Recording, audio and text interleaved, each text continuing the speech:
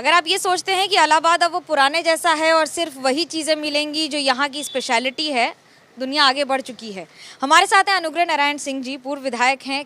इस बार कांग्रेस के दमखम के साथ पूरी तरह से मैदान में उतरी है पार्टी। कितना भरोसा और क्या क्या इस बार की चुनौतियाँ? देखिए, इसमें जो देश की चुनौतियां हैं वो इस चुनाव की भी चुनौतियां हैं। देश बुरी तरह से तबाह हो चुका है, लूट मची है, राम राज की जगह रावण राज कायम है और महंगाई, बेरोज़गारी जिस तरह से बढ़ी है उस तरह सारे के लोग तबाह हैं। ये दुकानदार तबाह हैं, छोटे व्यापारी तबाह हैं, नौजवान तबाह है।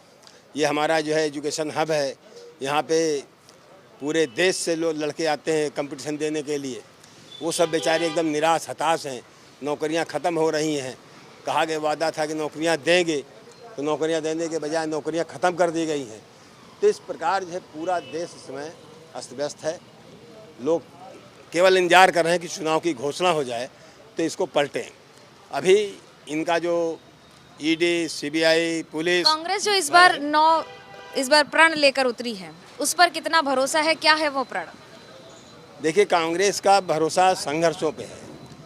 आज़ादी से लेकर आज तक सत्ता में रही है तो उसने यहाँ पे संरचना की। आज सत्ता में नहीं है तो जो गड़बड़ियाँ हैं उसके खिलाफ संघर्ष कर रही हैं।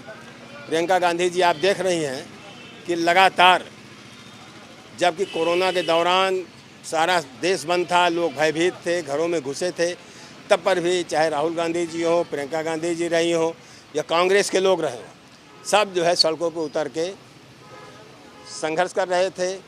उन मज़दूरों के लिए जो बेचारे बेतहाशा बर्बाद होके सड़कों पर घूम रहे थे, जिनको खाना नहीं मिल रहा था, दाना पानी नहीं मिल रहा था, दवाएं नहीं मिल रही थी, तब भी जो है कांग्रेस के साथी साथ थे, सड़क पे थे, आज भी हैं और जनता इसको देख रही है।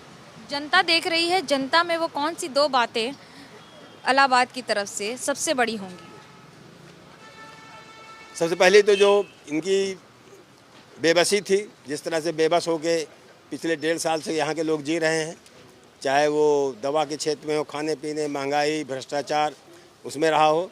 दूसरा, इलाहाबाद जो है ये सबसे बड़ी बड़ी पढ़ी लिखी कंस्टिट्यूंसी है, सिटी नॉर्थ हमारी विशेषकर। यहाँ पे बड़े बड़े कार्यालय थे, हेडक्वार्टर था, राजधानी थी पहले अंग्रेज़ों के ज़माने में। लेकिन जितने भी हेडक्वार्टर हो सकते हैं बड़े विभागों सब यहीं थे, सबको इन लोगों ने तोड़ के लखनऊ उठा ले गए।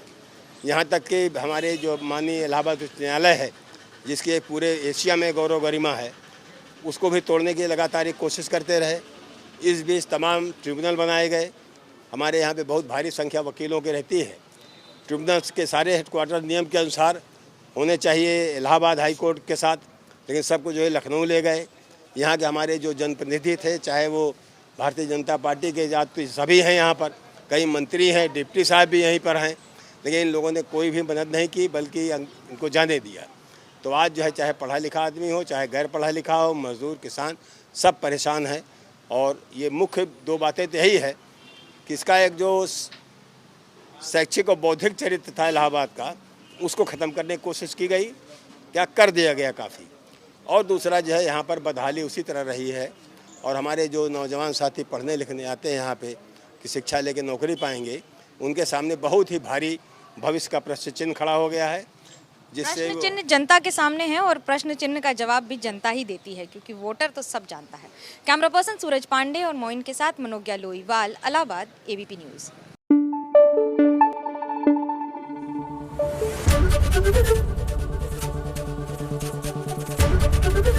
एबीपी न्यूज़ आपको रखे आगे।